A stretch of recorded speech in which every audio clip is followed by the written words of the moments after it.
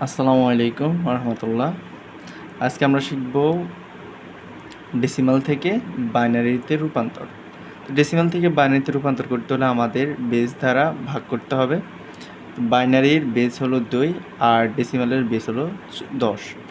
তো যাতে আমাদের সময় বেশি না প্রয়োজন হয়, যার কারণে আমি আগেই লিখে ফেলছি, এখন শুধু আপনাদের বোঝানোর বাকি। তো ডেসিমাল আমরা 40 দিয়ে শিখি। ডেসিমাল এই 40টাকে আমাদের বাইনারিতে রূপান্তর করতে হবে। ডেসিমালের যে 40 তাকে আমরা বাইনারির বেস দ্বারা ভাগ করব। তো বাইনারির বেস দ্বারা কীভাবে ভাগ করব? প্রথমে 40 লিখব, 40কে আমরা বাইনারির বেস 2 দ্বারা ভাগ করব। 2 দ্বারা 40কে ভাগ করলে হবে 20। 20 হলে ভাগশেষ থাকে 0, যার কারণে ভাগশেষ 0 দিব আর 20 থাকবে। এই 20কে আবার বাইনারির 2 বেস দ্বারা ভাগ করব, করার পর থাকতেছে 10, ভাগশেষ থাকতেছে 0। তারপর এই 10কে আবার 2 দ্বারা ভাগ করব, করে আমরা পাবো 5, আবার ভাগশেষ থাকবে 0।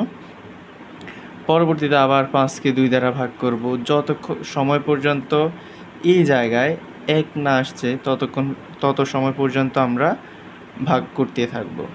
তো 5কে আমরা 2 দ্বারা ভাগ করলে আবার থাকছে 2, এবার ভাগশেষ হচ্ছে 1।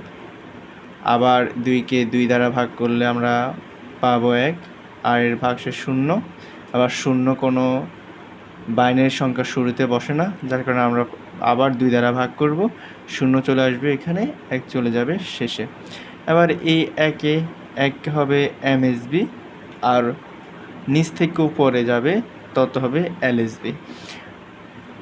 এবার আমরা বাইনারি সংখ্যা শুরুতে লিখব 1, তারপর লিখব 0। এই 0টা এখানে বসবে, মানে নিচ থেকে যত উপরে যাব এখানে শুরু থেকে শেষে ওইভাবেই সংখ্যাটা বসবে। তো 1 থেকে 0, 0-এর পর 1, তারপর 000, এখানেও 1 0 1 0 0 0, এটার নিয়মে এখানে বসে যাবে, এই সোজাটা এভাবে বসে যাবে। এবার আমরা দেখব কিভাবে দশমিকের সংখ্যাটাকে বাইনারিতে নেওয়া যায়। আমরা পূর্বের মতো 40 নিয়েছি, তার পরবর্তীতে দশমিক দিয়ে 30 দিয়েছি। এবার এই সংখ্যাটাকে আমরা কিভাবে বাইনারিতে নিব সেটা দেখার বিষয়। 40টাকে কীভাবে আমরা বাইনারিতে নিচ্ছি সেটা তো আমরা দেখেছি। এবার 30 মানে দশমিকের পরবর্তী সংখ্যাটা কিভাবে নিব সেটা দেখব। তো এটা হাতি কলমে দেখাতে হবে, কারণ এটা একটু কঠিন, তাই এটা আমি কলম দিয়ে লিখে বোঝাবো। তো প্রথমে আমাদের এখানে লিখতে হবে পূর্ণাংশ, হ্যাঁ, আর এখানে হবে ভগ্নাংশ।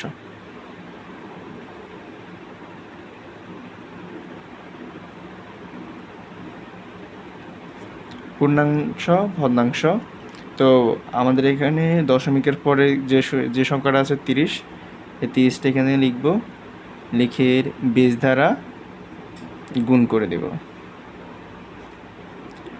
2কে দশমিক 30কে 2 দ্বারা গুণ করলে হচ্ছে কত? 0.60। এখানে কোনো পূর্ণাংশ আছে? নাই, যার কারণে আমরা এখানে 0 দিয়ে দেব।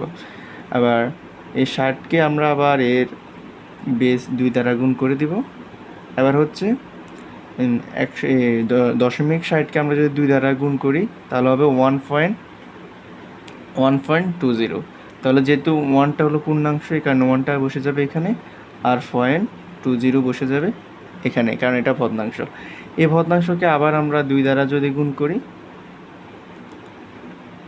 আবার ভগ্নাংশ 0.40 হবে।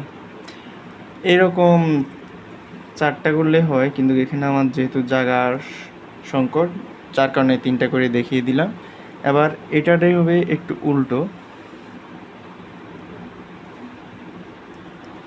এটা হবে এমএসবি, এটা হবে এলএসবি। তাহলে এখানে আমরা কীভাবে বসাবো? 0 1 0, শেষ। আমাদের ডেসিমাল থেকে বাইনারিতে রূপান্তর করা হয়ে গেছে। তো এখানে আমরা কি শিখেছি? ডেসিমাল থেকে বাইনারিতে রূপান্তর। প্রথমে আমরা শিখলাম পূর্ণ সংখ্যাকে কীভাবে আমরা বাইনারিতে নিব, তারপর শিখলাম পূর্ণ সংখ্যার সাথে যদি দশমিক সংখ্যা থাকে সেটাকে আমরা কিভাবে বাইনারিতে নিব। এবার আসি যে বাইনারি থেকে ডেসিমালে রূপান্তর। বাইনারি থেকে ডেসিমালে নিতে হলে আমাদের কী করতে হবে? বাইনারি থেকে যদি আমরা ডেসিমালে নিতে যাই তাহলে আমাদের বাইনারির বেস দিয়ে গুণ করে তারপরে যে আমাদের ডেসিমালে নিতে হবে। এখানে বাইনারি সংখ্যা আমরা নিয়েছি 1011 এবং এই সংখ্যাটাকে আমাদের ডেসিমালে কনভার্ট করতে হবে। ডেসিমালে আমরা কিভাবে কনভার্ট করব? প্রথমে এই সংখ্যাটা নিব, তারপরে এর সাথে গুণ দিব, গুণ দিয়ে 2, তারপরে আবার যোগ। আচ্ছা, এটা আমি লিখে বুঝাই। একটা সংখ্যা ধরো 1011, এই সংখ্যাটাকে আমাদের নিতে হবে ডেসিমালে। তো প্রথমে আমরা যে কাজটা করব সেটা হলো একটা সংখ্যা নিব, তারপর গুণ দিয়ে এই যে বাইনারির বেস দ্বারা গুণ করে দেব, তারপর যোগ, তারপর পরবর্তী সংখ্যা 0, তারপরে এটার সাথে গুণ হবে এর বেস সংখ্যা, তারপর আবার যোগ তৃতীয় সংখ্যা, এর সাথে আবার গুণ হবে এর বেস সংখ্যা, তারপরে আবার যোগ, তারপরে চতুর্থ সংখ্যা, এর সাথে গুণ হবে আমাদের বেস সংখ্যা। এবার এটার উপর পাওয়ার দিতে হবে, এটার উপর 0, এটার উপর 1, এটার উপর 2, এটার উপর 3। 0 থেকে শুরু করতে হবে, ঠিক আছে? 0 থেকে আমরা শুরু করব। এবারে আমরা কি করব?